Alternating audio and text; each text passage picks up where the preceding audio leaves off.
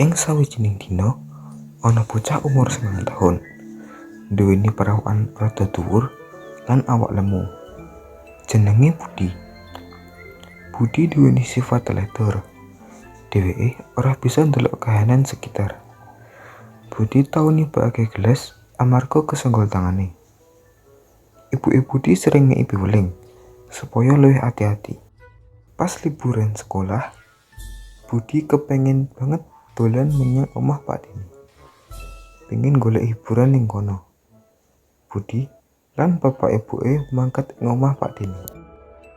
Sakwise perjalanan kang cukup dawa, akhire Budi lan wong tuane tekan omah Pak Dene.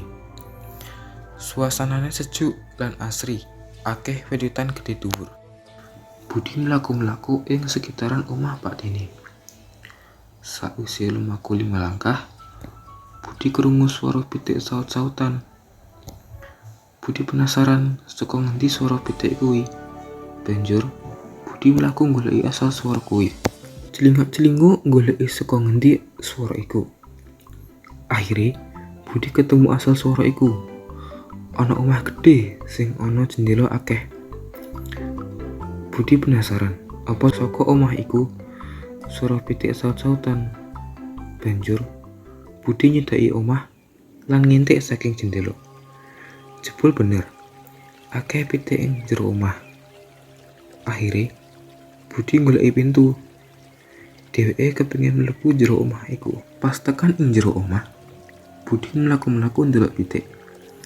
Pitike duweni awak sing lemu-lemu. Budi batin, ketoke nek dimasak opor ayam enak ki. Pas Budi ndelok-ndelok, ana bapak sing jaga pangan ing jero kandang. Banjur Budi ngobrol karo bapak penjaga iku. "Nyuwun sewu, Pak. Kula wau mlebet teng mriki badhe mirsani ayam." "Oh, nggih, Nang. Monggo." "Sampeyan saka ngendi, Nang?" "Kula Budi, Pak. Ponakane Pak De kula. Panggonane teng mriku."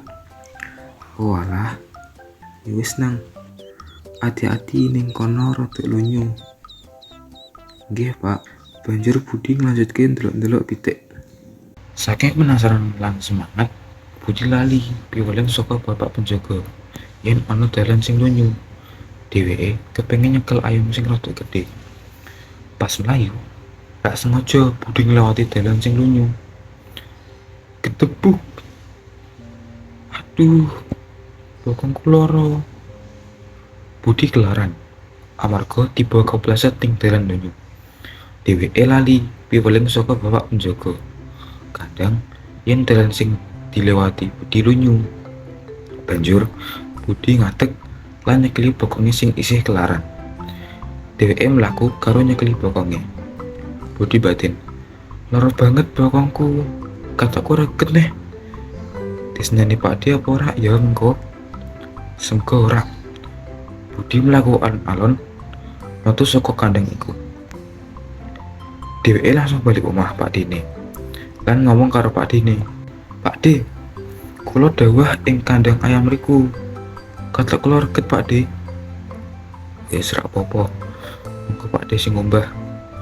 Ki lungguh sik kono diobati bekas tibane." Sakwise Budi ngobati bokonge sing lara bekas tiba. Dheweke keturun amarga kekeselen mlaku-mlaku saka kandang pitik.